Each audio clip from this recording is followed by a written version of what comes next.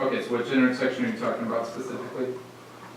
Which item number? A, B, C, D, what? No, what I'm saying is that currently there is a sign at eastbound Capitol at Morris that says no turn on red when pedestrians are present. That's what's crossed out. Yeah, that's Boulevard included. East Capitol would be all. Are you looking at this? That says North Morris Boulevard at East Capitol. That Yeah, doesn't that's say- all four corners in that intersection, that'd be the intersection. That's just talking about the entire intersection. Every which way you turn sign. right. But you're only changing one sign, right? Correct. He's Now- breaking out all So four it's, signs. okay, so if everyone, go to the red line, everyone pull up the red line version. Got it. Okay, let's go, yeah, I wanna show what we're doing here, okay? So F, I got it.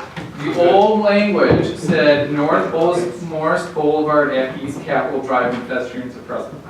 That was for all four, right? We're only changing it one direction, the other three are staying the Got it. same. So what I needed to do, I'm just making sure I explain this so everyone understands.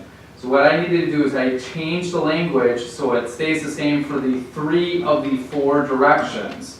So you'll see now the language says westbound on East Capitol Drive at North Morris Boulevard when pedestrians are present. And G, northbound and southbound on North Morris Boulevard at East Capitol Drive when pedestrians are present.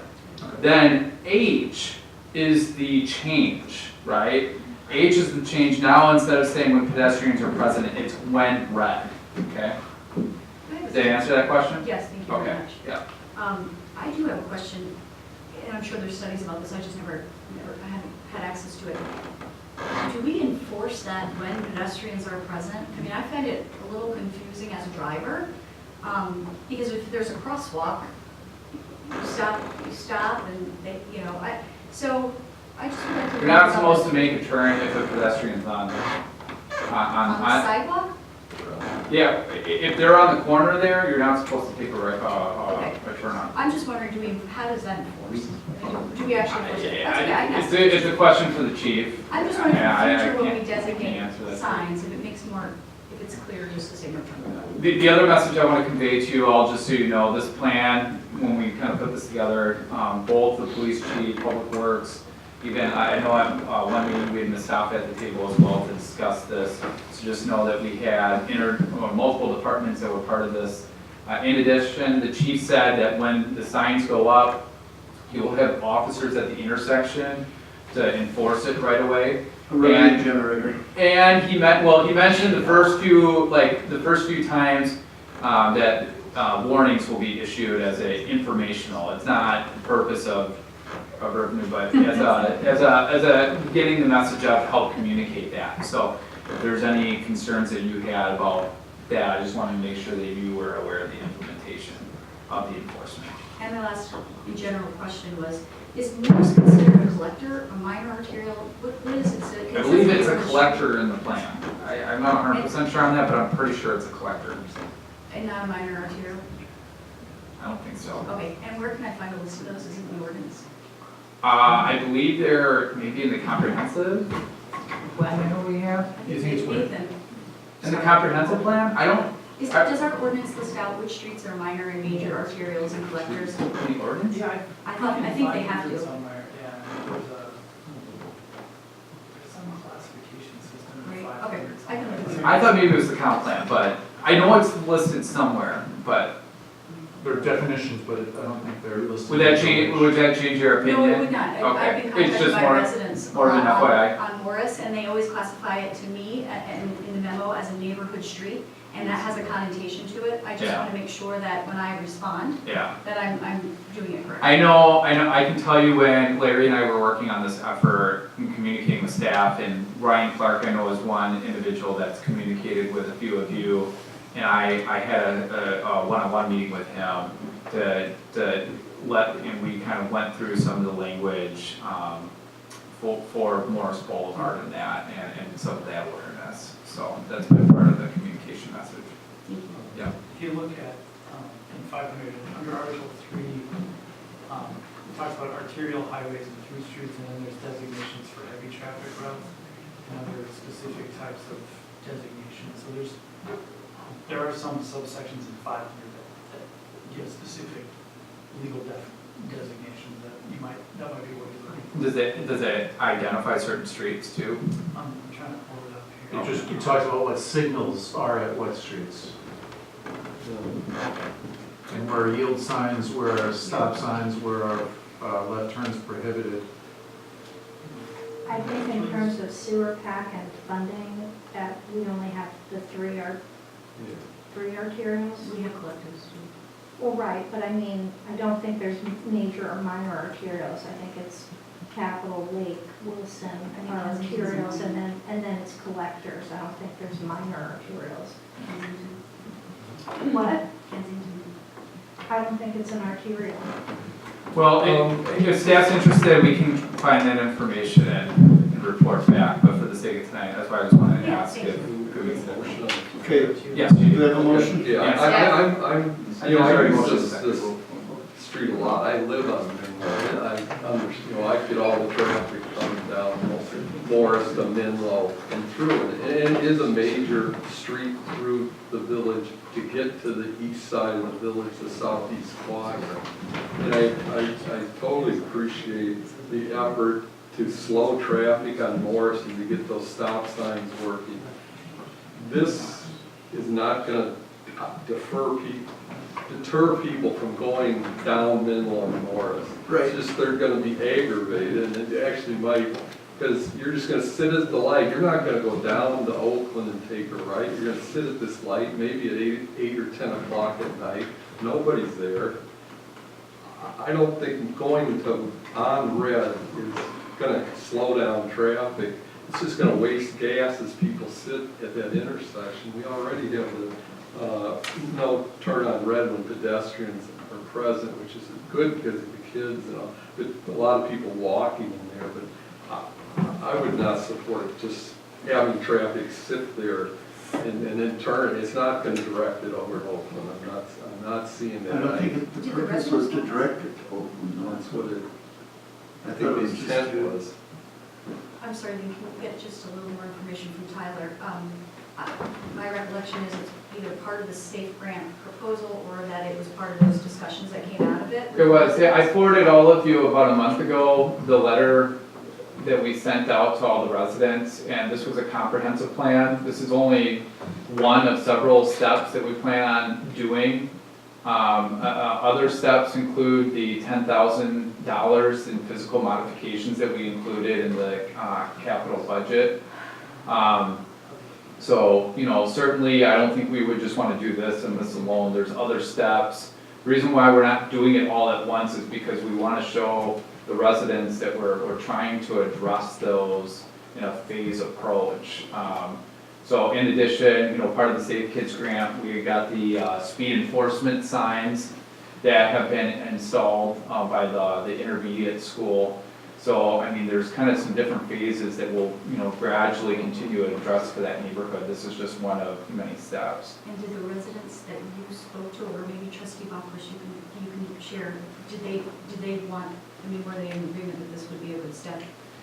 They basically during the meeting, they stated this alone would not do it, but comprehensively with everything that we kind of listed in that letter, once again, if you want me to forward that to you all again, I'd be more than happy to do that. But comprehensively, there was some positivity towards that plan, so. That's where this came out of. That's correct. Making this change came out of that meeting, those discussions, the neighbors' request. Okay. So we've got a motion and a second. This is an ordinance, so this will be a roll call vote. Trustee McKay. Yes. Trustee Rosick. Yes. Trustee Zobek. Aye. Trustee Amanda. Aye. Trustee Bowers. Yes. Trustee Maher. No. President Johnson. Yes. Okay.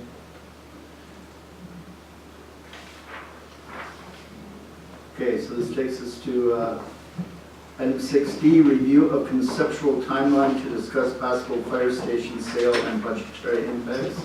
I'll turn this over to the village manager. Wonderful, thank you. Okay, included in your packet is a brief communication and project plan that this is actually information that Chief Whitaker has put together at our request I just kind of put it in this format because if this process continues, then we can expand upon it.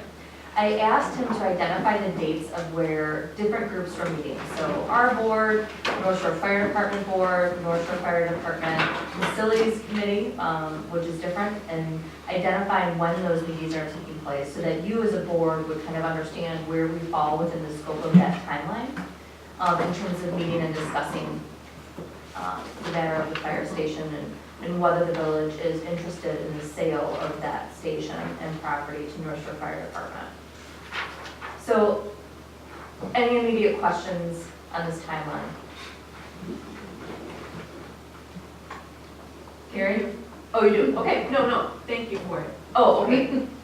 So, hearing none, then the second piece of information we put together is just some educational material regarding the impact of, should you decide to proceed at some point with the sale of this property, what the operation and capital impact may be. And I will turn it over to Mark, who was gracious to put together a memo to outline that.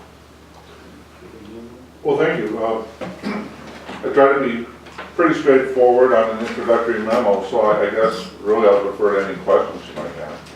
What was the date on the memo? January The date is January 8th. It's in the packet. Yeah. Or near the end.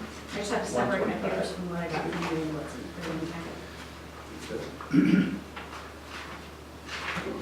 This is good. Page 120. Oh,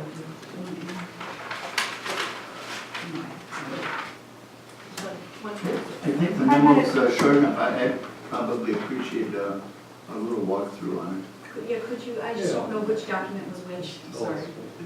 So, Mark? Sure. So we're looking at the memo from January 8th, labeled Fire Department Building. Brief overview, of course, with the police vacating the facility next door to the Wilson Drive. That leaves the North Shore Fire Department, the only occupant of the building next door. I think we've all heard of some of the facility challenges with that structure, both for the police department and also from the fire department, because that facility has had operational challenges, which is one of the reasons that North Shore Fire Department is looking to pursue acquiring that property from the village so that they can invest in that facility so it better meets the operational needs of the fire department and enhances their ability to continue to serve the community down the road. Fiscally, again, this is just a very broad summary. From the operating budget, should the North Shore Fire Department acquire that facility, they would no longer be required to pay rent to the village. That amount is about $66,250 per year. That rent is used to offset our contributions to the North Shore Fire Department for their services and represents about 3% of the village's share of those operational costs. And that works out right because we're around $2 million and 3% of $2 million is about 60,000. Yes. So on the one hand, we'll no longer receive that revenue. On the other side, operationally, that'll be a reduction to North Shore Fire Department's operating budget. And we also take a portion of that at about 17.5%. So a reduction of those costs to the broader North Shore Fire Department would reduce our operational contribution needs by $11,600. So really the net impact operationally, it would be about a $54,650 change in our operating budget. So we'd lose some revenues, but we'd save some expenditures, and operationally it's about $54,650 per year. That's the net. Correct. Loss. Net loss? No. So that's a net impact, that's a loss, yes. The net bad. The net bad, if you will. But with the sale of the property, it will have some impacts, what I would envision on the capital side of the equation, that is the village is gonna sell one of their assets, and those proceeds will be used to support other activities. They may not be in the general fund, but as an aggregate, the village has multiple funds for which comprises our tax levy. Mark, Yes. will that impact, I have this question written down, because it used to be an annual operating or revenue, and then if we did a lump sale, would that impact anything to do with our expenditure restraint or our, I don't know what the other term was, I can't remember off the top of my head. There's two terms for our budget. Well, we've got levy limit, and we don't anticipate that this is going to have a significant impact on either levy limit or expenditure restraint. So it doesn't change anything? Well, it won't have a significant impact. I mean, it obviously changes it in a lot of different ways. Some of them